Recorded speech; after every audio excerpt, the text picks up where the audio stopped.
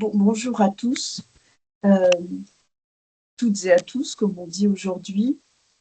Je voudrais vous dire à quel point toute l'équipe de la LFDA est heureuse de vous accueillir à l'occasion de ce qui est un événement très important pour notre fondation, la remise de son prix de droit. Et cette année, le prix, pour sa 6e édition, est attribué à Eugénie Duval, qui va prendre la parole dans quelques instants. Un mot pour simplement vous rappeler que notre fondation a été créée en 1977 et ce fut la première pas à s'occuper de la question animale, mais à mettre la question juridique au cœur de la défense et de la protection de l'animal. D'où le caractère essentiel de ce prix de droit. Il s'agit pour nous de faire comprendre que la protection, la reconnaissance des animaux passe par le droit, par une réflexion sur le droit, par l'évolution. Il s'agit aussi pour nous de favoriser l'enseignement de ce droit. On peut l'appeler droit animal ou droit animalier. Nous en débattions quelques-uns ensemble il y a peu de temps encore. Il s'agit aussi de s'assurer de l'application des textes réglementaires et législatifs. Et ce qui est remarquable dans le prix cette année, c'est qu'il est attribué à une enseignante chercheuse qui est à la fois réfléchie sur ce droit animal et qui le fait tout en étant, comme à la Fondation, en contact, en échange permanent avec la science, qu'elle soit science biologique ou bien l'éthologie. Ça, c'est un point toujours permanent dans notre réflexion à la Fondation, c'est la question de l'apport de la science à l'évolution du droit. C'est pourquoi nous sommes une fondation légaliste, légitimiste, éthique et fondée toujours sur la science. Je vais tout de suite donner la parole à Muriel Falaise, qui était cette année encore la présidente de notre jury de ce prix du droit, qui est aussi membre du bureau de notre fondation. Muriel, c'est à toi. Bonjour à toutes, merci Laurence et bonjour à toutes et à tous.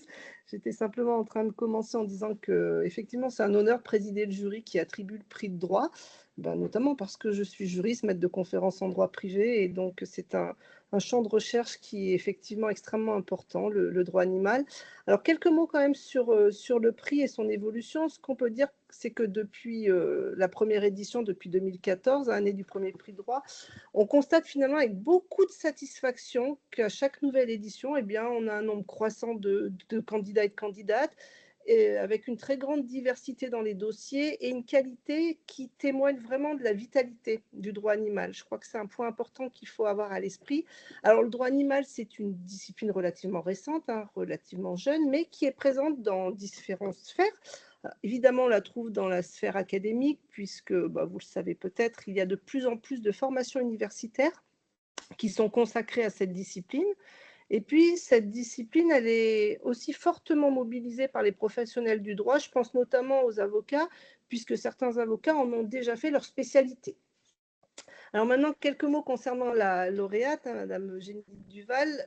Le jury lui a décerné ce prix à l'unanimité, compte tenu de la qualité de son parcours. Je tiens également à souligner la ténacité dont a fait preuve la lauréate, puisqu'elle avait déjà soumis sa candidature lors précédent prix. Mais à l'époque, effectivement, nous n'avions pas récompensé son dossier parce qu'on considérait qu'il méritait d'être étayé. Et vraiment, c'est largement le cas aujourd'hui. Le jury n'a eu aucune hésitation à récompenser Madame Duval parce que sa candidature est extrêmement complète. Et puis, elle répond à tous les attendus du prix de droit. Elle assure un certain nombre de publications dans des revues, dans des ouvrages. Elle participe à des colloques, que ce soit des colloques nationaux ou internationaux. Elle assure, comme Madame Parisot l'a rappelé, elle assure effectivement des activités pédagogiques en lien direct avec le droit animal et elle encadre également un certain nombre de travaux universitaires. Et je crois que c'est important aussi, on peut noter qu'elle met son expertise au profit de la société civile, puisqu'elle participe à un certain nombre d'activités de vulgarisation qui permettent à tout un chacun de comprendre effectivement l'importance du droit dans la transcription des avancées scientifiques qui nous permettent de prendre en compte la sensibilité des animaux et de faire progresser l'encadrement juridique pour assurer une vie digne et notamment le bien-être des animaux. Je reviens un instant sur ces travaux parce qu'il faut bien rappeler que c'est aussi pour ça qu'elle a été récompensée. Ces travaux sont vraiment en prise directe avec les enjeux d'actualité. Je pense notamment à la réforme du règlement européen sur le transport des animaux vivants ou encore au bien-être des animaux d'élevage, notamment dans la filière bio. Parce que c'est vrai qu'on peut des fois penser que le label bio suffit à garantir le bien-être des animaux d'élevage, ce qui n'est pas nécessairement le cas. Alors pour cet ensemble de raisons, le jury a considéré que Madame Duval occupe vraiment une place importante parmi toutes celles et tous ceux qui contribuent à la diffusion et au renforcement du droit au service de la cause animale. Mais je lui laisse tout de suite la parole pour qu'elle nous présente justement ses travaux. Merci. Merci beaucoup. Alors, je vais simplement j'ai une présentation. Alors, bonjour à toutes et à tous. Alors, avant de commencer, je souhaiterais remercier la LFDA pour la remise de ce prix qui m'honore. Je suis vraiment très heureuse d'être avec vous aujourd'hui et d'avoir l'occasion de présenter mes travaux sur le droit de l'animal. Alors, avant d'entrer dans le vif du sujet, je souhaiterais me présenter brièvement. J'ai grandi en Normandie au sein d'une famille d'éleveurs laitiers. La ferme familiale est aujourd'hui exploitée en agriculture biologique par mon père et mon frère. Alors on me voit ici enfant à la ferme et c'est un lieu qui a influencé mon parcours et auquel je suis très, très attachée. Alors ces origines, je pense, ont orienté certains de mes objets de recherche et continuent d'influencer la manière dont j'appréhende le droit applicable aux animaux de ferme.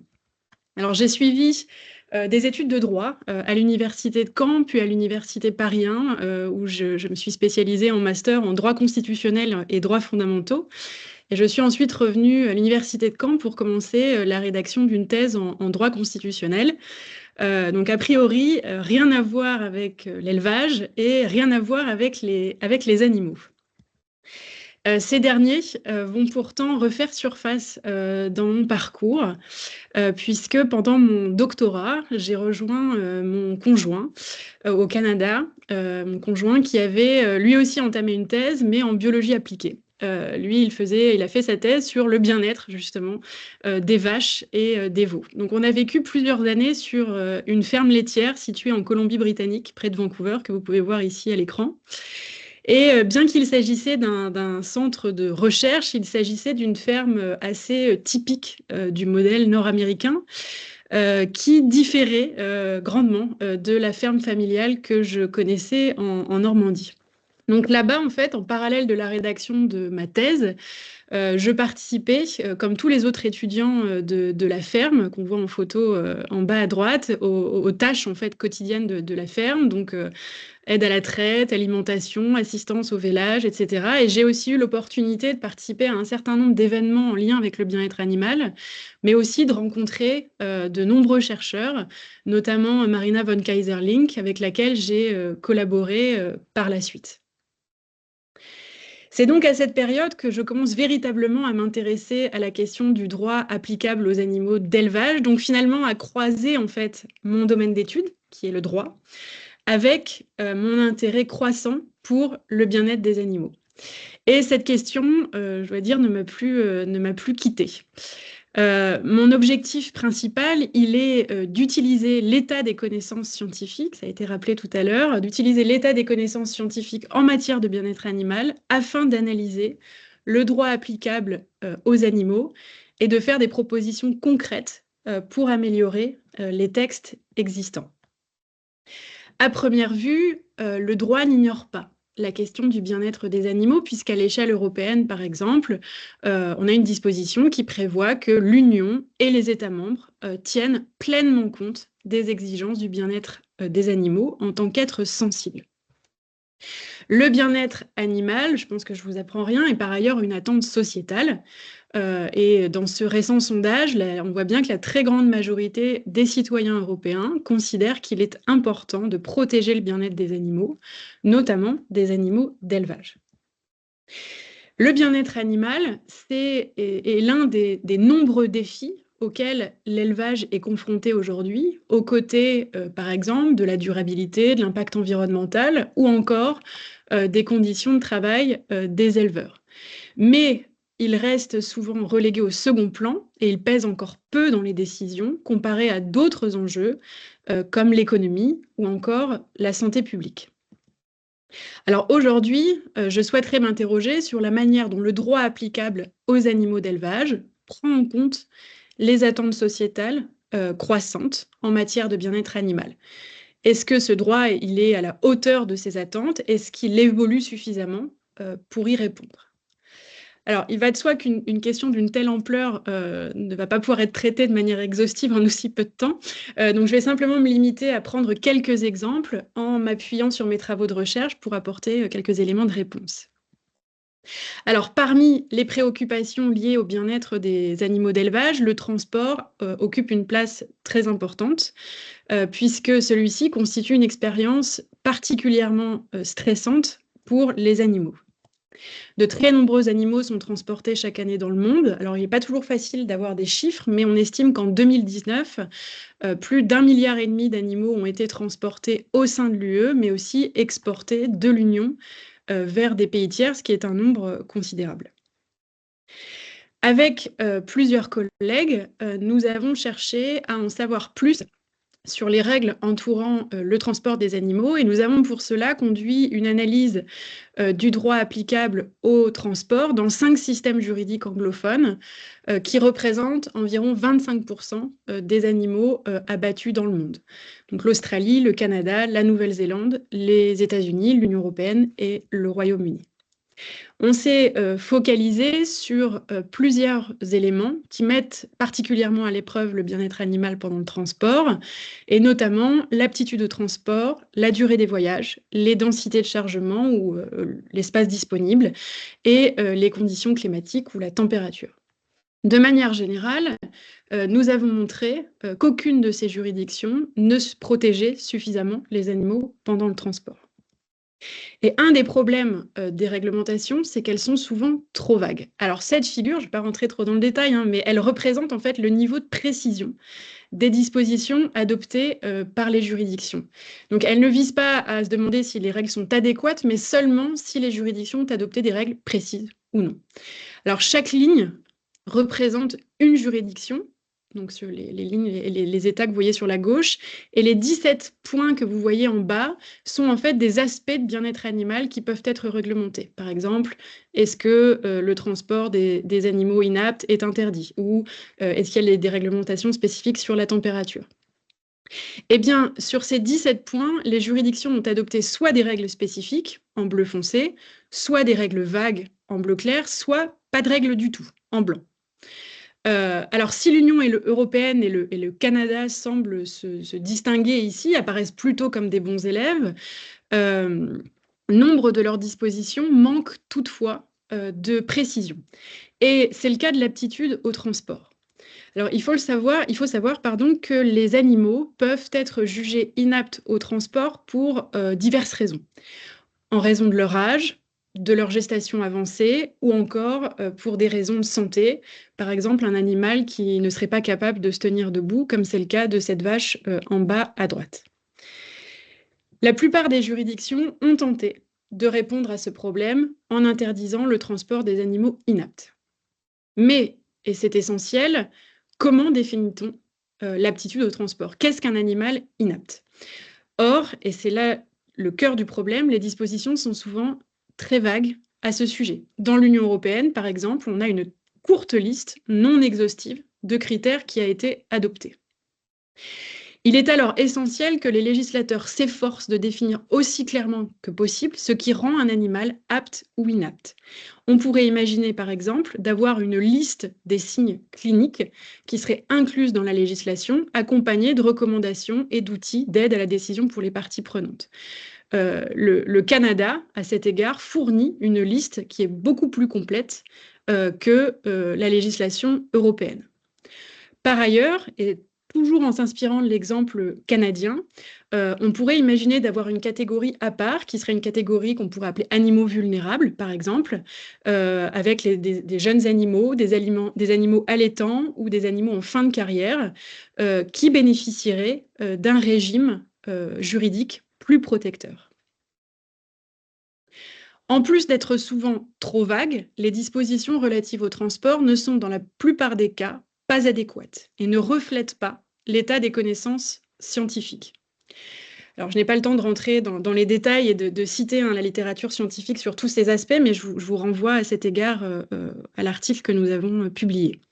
Alors, il existe des exceptions, mais un point qui est vraiment central ici, c'est que dans les juridictions que nous avons étudiées, la plupart des animaux peuvent être transportés indéfiniment.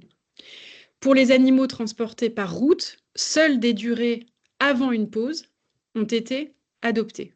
Il s'agit d'un point vraiment central et c'est pour ça que je commence par ce point-là. Les animaux peuvent donc être transportés pendant des heures, des jours, voire des semaines. Alors on voit ici à l'écran que, par exemple, en 2017, les Pays-Bas ont exporté plus de 4 millions de poulets vers la Thaïlande.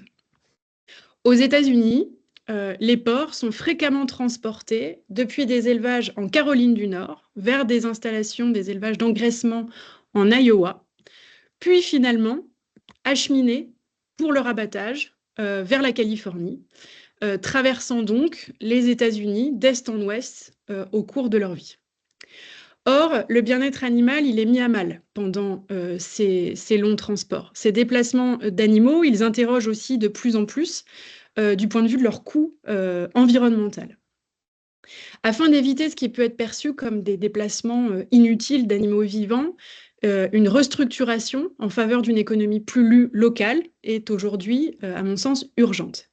Et dans la mesure du possible, le transport de viande ou de carcasses devrait être privilégié par rapport au transport d'animaux vivants. Et à terme, des alternatives à ce transport devraient être davantage explorées, comme par exemple l'abattage à la ferme. Alors, autres exemples, la question des densités de chargement ou encore la température, et bien sur ces aspects-là, les juridictions que nous avons étudiées n'ont soit rien prévu d'obligatoire, soit adopté des dispositions, mais qui ne protègent pas suffisamment les animaux. Par exemple, l'Union européenne est la seule à prévoir une température maximale pour certains transports, mais celle-ci est de 30 degrés, voire 35 degrés si on prend en compte la marge d'erreur, ce qui est bien au-delà des seuils recommandés. Et notamment, on estime que ce serait à peu près 25 degrés maximum, par exemple, pour les vaches laitières. Le changement climatique, il rend cette question des températures encore plus importante. Sur cette carte, on voit à gauche donc, le nombre de jours où la température a dépassé 32 degrés en Europe l'année dernière. Et certaines projections prévoient que ce nombre de jours pourrait doubler d'ici 2040, ce qui signifie que les animaux vont être de plus en plus exposés à des températures élevées lors du transport. Et grâce à un financement de la Human Slaughter Association, avec plusieurs collègues, nous examinons actuellement si les réglementations en vigueur, ainsi que celles qui sont envisagées au sein de l'Union européenne et du Royaume-Uni, sont adaptées à ce défi. Face à ce constat, quelles sont les perspectives qui sont envisagées ? Eh bien, il y a eu des avancées récentes dont certaines sont très importantes. C'est le cas de l'interdiction de l'export qui a été adoptée en Nouvelle-Zélande, récemment au Royaume-Uni et espérons bientôt en Australie. Mais alors, que fait l'Union européenne ? L'Union européenne, souvent présentée dans le monde comme étant un modèle à suivre en matière de bien-être animal. Eh bien, une proposition de règlement a été rendue publique en 2023 par la Commission européenne. Alors, ce texte, il comprend un certain nombre d'avancées, c'est certain, comme par exemple des règles plus ambitieuses visant à contrôler la température pendant le voyage ou encore sur la durée du voyage, mais il ne va pas assez loin. Il ne va pas assez loin, notamment sur la question de l'aptitude des animaux à voyager, mais aussi sur celle que je viens de mentionner, celle de l'export, puisque l'export reste autorisé dans ce projet de texte. Alors, ce projet est actuellement au Parlement européen. Or, celui-ci semble très divisé. Donc, il va falloir attendre encore quelques mois avant de savoir ce que ça va donner. On constate donc qu'à l'heure actuelle, le droit applicable au transport des animaux, bien qu'il ait le mérite d'exister, il demeure largement insuffisant. Et dans ce domaine, comme dans bien d'autres, les considérations économiques tendent à prévaloir sur les exigences de protection animale. Par ailleurs, d'autres enjeux peuvent également entrer en tension avec les impératifs de bien-être animal. Et c'est le cas de la protection de la santé publique. L'abattage massif d'animaux contaminés ou potentiellement contaminés par une maladie est une pratique courante dans la gestion des épidémies animales. Alors, il en va ainsi, par exemple, de la brucellose ou encore de la tuberculose bovine, qui sont des maladies pour lesquelles le droit prévoit que si un cas est détecté au sein du troupeau, c'est l'ensemble du troupeau qui doit être abattu. Dans le cas de la brucellose bovine, qui avait conduit il y a quelques années à l'abattage d'un troupeau en Haute-Savoie, l'une des raisons qui avait été avancée par les autorités pour justifier cette mesure, c'était que le droit de l'Union européenne l'imposait. Or, avec d'autres collègues, on voit sur cette photo, nous avons montré que les règles européennes n'imposaient pas l'abattage total des troupeaux en cas de détection de brucellose. Et nous avons également montré, au terme d'une analyse comparée de 29 législations européennes, que l'abattage total n'était pas systématique dans de nombreux États européens. Et sur cette carte, vous voyez en rouge les États qui prévoient un abattage total obligatoire systématique, comme c'est le cas de la France, et en vert et en orange, ceux qui ne prévoient pas cet abattage, ou alors seulement dans certains cas. Nous avons donc, à la suite de cette étude, proposé une réforme du cadre réglementaire français, et notamment de mettre fin à l'obligation légale d'abattage total et systématique des troupeaux en cas de détection de brucellose. La grippe aviaire est une autre épidémie animale, sans doute plus connue, qui conduit chaque année à l'abattage de très nombreux animaux. Et pour vous donner une idée, près de 22 millions de volailles ont été abattues entre 2021 et 2022. Parmi les mesures de prévention et de lutte qui sont prévues en droit, on retrouve notamment l'abattage préventif, qui vise des animaux qui peuvent ou qui risquent d'être atteints, notamment parce qu'ils se situent à proximité de foyers contaminés, mais aussi la mise à l'abri ou la claustration, qui vise à empêcher les contacts entre les volailles et les animaux sauvages. Et ces mesures qui sont destinées à préserver la santé humaine, la santé animale, mais aussi les échanges commerciaux, sont présentés comme un mal nécessaire. Pourtant, elles n'offrent qu'une solution partielle et peu efficace à long terme, dans la mesure où les causes de l'épidémie ou les facteurs qui expliquent son développement ne semblent pas suffisamment interrogés. En l'état, elles font plutôt office de palliatif et ne remettent pas en cause la structure des filières avicoles qui favoriseraient l'apparition et la diffusion du virus. Il y aurait d'ailleurs, selon des scientifiques, un lien entre l'essor de la grippe aviaire et celui de l'aviculture moderne. L'élevage dit intensif ou industriel contribuerait à la diffusion du virus de la grippe aviaire, comme d'ailleurs de nombreux autres virus. Et parmi les facteurs de risque liés à l'élevage industriel, on peut mentionner le confinement en bâtiment avec des densités importantes d'animaux ou encore, comme vous le voyez sur cette carte, la concentration des élevages dans certains territoires. En plus d'être insuffisante pour enrayer l'épidémie sur le long terme, la stratégie de lutte qui est mise en œuvre, elle apparaît comme étant déconnectée du contexte social dans lequel elle s'inscrit. Les abattages massifs, mais aussi les méthodes de mise à mort qui sont prévues lors de ces épisodes de on appelle ça la dépopulation, mais aussi encore la mise à l'abri des volailles, toutes ces mesures nuisent gravement au bien-être animal et sont donc en contradiction avec les attentes sociétales croissantes. Elles ont aussi des conséquences délétères pour les éleveurs, tant sur le plan psychologique qu'économique. Et c'est aussi la crédibilité des signes de qualité comme les élevages bio ou encore label rouge, donc les élevages qui reposent notamment sur le plein air, qui est en cause. Cela pourrait détourner les consommateurs de ces modes d'élevage plus durables. Or, les signes de qualité sont à la base de nos politiques de transition agricole.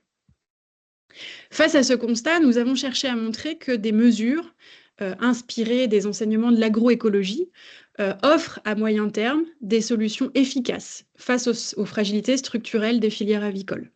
Réduction des densités d'élevage, déconcentration des filières au sein des territoires, et à plus long terme, afin d'apporter une réponse juridique appropriée, il semble primordial de décloisonner les questions de santé animale, environnementale et humaine en empruntant une approche inspirée de One Health. À l'inverse des deux exemples précédents, donc transport et abattage préventif en cas d'épidémie animale, la législation applicable à l'agriculture biologique constitue, à mon sens, un exemple éclairant de la manière dont le droit peut contribuer à l'amélioration du bien-être des animaux d'élevage. Ce thème me tient particulièrement à cœur car il illustre la possibilité de modèles alternatifs, plus respectueux du bien-être animal, de l'environnement et des éleveurs. Alors, au sein de l'UE, avant de rentrer un petit peu plus dans le détail sur la législation bio, au sein de l'UE, plusieurs textes réglementent spécifiquement la question de l'élevage des animaux. Mais le législateur européen, il a fait le choix de n'adopter qu'un socle de règles minimales pour l'élevage conventionnel. Par exemple, les textes n'imposent pas aux éleveurs d'offrir un accès à l'extérieur aux animaux ou encore autorisent l'élevage en cage. Contrairement à cette réglementation applicable à l'élevage conventionnel, qui prévoit donc des règles minimales en termes de bien-être animal, le législateur européen a adopté des règles plus précises pour les élevages en agriculture biologique. Selon le règlement bio, qui a d'ailleurs été révisé récemment, la production bio doit établir un système de gestion durable pour l'agriculture qui doit notamment respecter des normes élevées en matière de bien-être animal et en particulier répondre aux besoins comportementaux propres à chaque espèce. Mais alors, qu'est-ce qu'on doit entendre? Que doit-on entendre par normes élevées en matière de bien-être animal? Eh bien, c'est ce que nous avons cherché à savoir en analysant la législation à la lumière des règles applicables pour l'élevage conventionnel, mais aussi de la littérature scientifique. Et nous avons constaté que la réglementation applicable à l'élevage biologique promeut, même si ce n'est pas parfait, un meilleur bien-être des animaux en comparaison avec le régime juridique applicable à l'agriculture conventionnelle. Alors, quelques exemples. L'accès à l'extérieur représente sans aucun doute l'une des avancées les plus significatives du bio en faveur du bien-être animal. Dans de nombreux élevages, les animaux n'ont en effet plus accès à l'extérieur, passent leur vie dans des bâtiments, ce qui les empêche d'exprimer certains comportements naturels, comme celui de pâturer pour les vaches laitières. Or, ces dernières, la littérature scientifique le montre très bien, elles expriment une très nette préférence ainsi qu'une très forte motivation pour accéder au pâturage.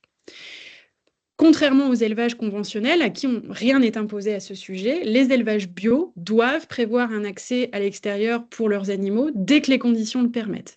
Et d'ailleurs, le nouveau règlement bio qui est entré en vigueur en 2022 et que je mentionnais tout à l'heure, a ajouté un certain nombre de précisions concernant cet accès à l'extérieur. Et l'une des nouveautés, c'est que le plein air est maintenant prévu dès le plus jeune âge pour certaines espèces, par exemple pour les veaux, comme vous le voyez ici sur cette photo. Par ailleurs, et il y a des exceptions, je ne vais pas rentrer dans les détails, mais il y a des exceptions, mais de manière générale, la législation bio, c'est aussi une protection contre certaines pratiques courantes, comme l'élevage en cage, les systèmes dits à la tâche ou encore l'isolement, qui sont interdits, mais également un encadrement plus strict des mutilations physiques ou encore plus d'espace disponible pour les animaux. Cette réglementation applicable aux élevages bio n'est pas parfaite et elle pourrait être améliorée sur un certain nombre de points. Par exemple, rien n'est prévu ou presque sur le transport des animaux. C'est donc la législation que je détaillais tout à l'heure qui s'applique. Il n'en reste pas moins qu'elle constitue une avancée pour le bien-être animal et qu'elle pourrait servir d'exemple ou de référence pour améliorer la condition de tous les animaux d'élevage, qu'ils viennent d'un élevage bio ou non. Or, le législateur, il semble réticent pour l'instant à l'idée de généraliser ces standards. Alors qu'une révision de la législation applicable aux animaux d'élevage avait été annoncée dès 2020 dans le cadre de la stratégie de la ferme à la table, les textes se font toujours attendre et il en va ainsi notamment de l'interdiction de l'élevage en cage. Alors, la Commission a annoncé que des textes devraient être proposés d'ici 2026, mais pour l'instant, on est encore un petit peu dans le flou à ce sujet. Par ailleurs, alors même que, comme je viens de l'indiquer, le cadre juridique appliqué aux élevages bio est plus protecteur des animaux, le climat actuel n'est guère favorable au développement de ce mode d'agriculture, comme en témoigne très récemment le recul des fonds alloués par le ministère de l'Agriculture à l'agence bio. Et ce constat n'est pas nouveau, hein, puisque déjà en 2022 et en 2024, la Cour des comptes avait pointé du doigt l'insuffisance des politiques de soutien au développement de l'agriculture bio, et ce, tant au niveau national qu'européen. Or, il est urgent de soutenir ce modèle agricole qui est plus vertueux tant sur le plan environnemental que sur celui du bien-être animal. Ainsi, penser à un renforcement du droit applicable aux animaux d'élevage paraît indispensable pour des raisons éthiques, mais aussi pour des raisons de cohérence juridique.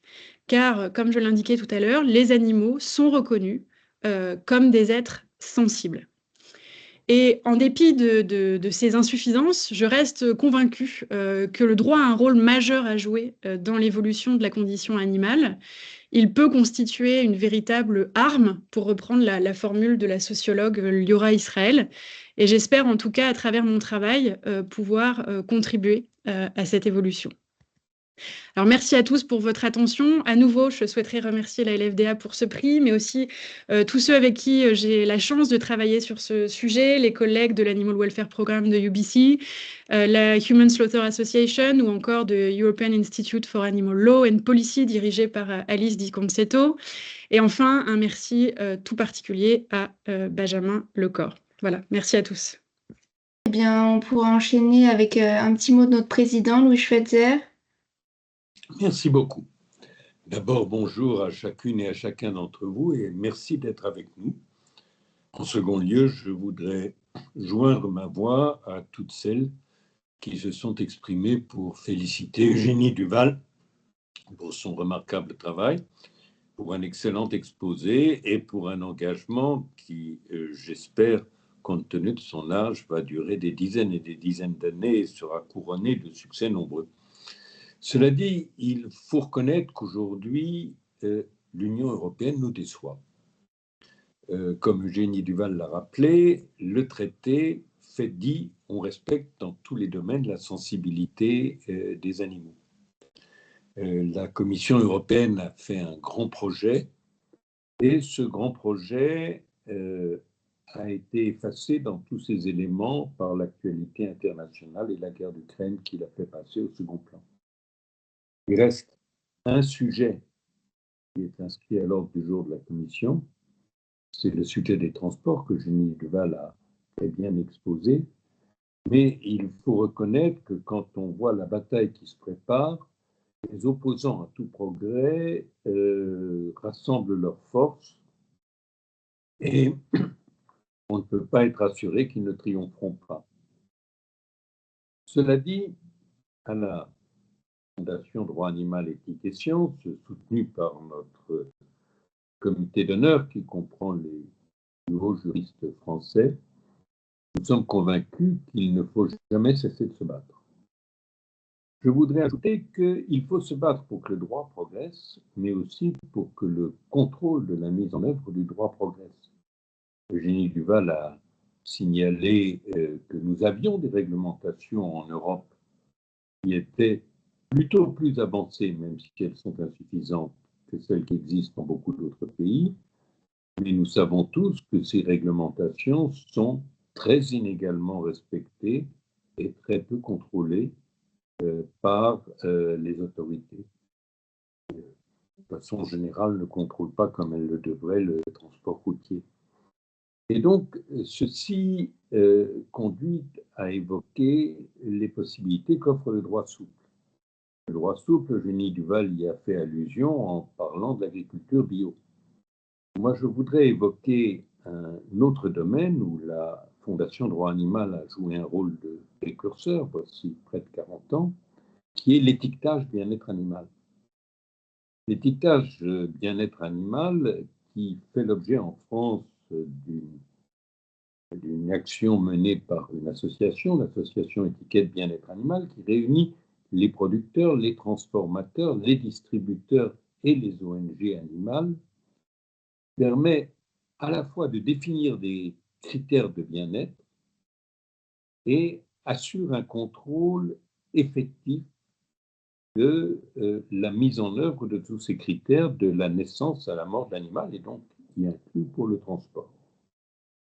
Et je pense que c'est très important parce qu'on dit l'opinion est massivement favorable au bien-être animal. Là aussi, Eugénie Duval a montré un graphique qui le confirme. Si l'opinion est confirmée, si l'opinion veut traduire ses convictions en réalité, eh bien, il faut acheter des produits animaux respectueux du bien-être animal, c'est-à-dire étiquetés.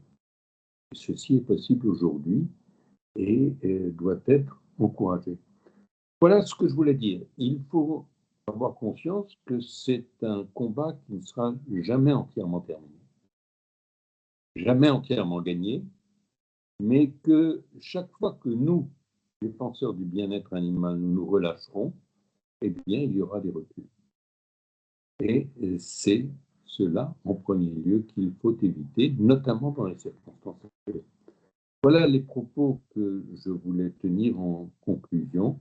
Et je redirai enfin mes félicitations à Eugénie Duval et mes remerciements à tous ceux qui ont rendu ce prix possible.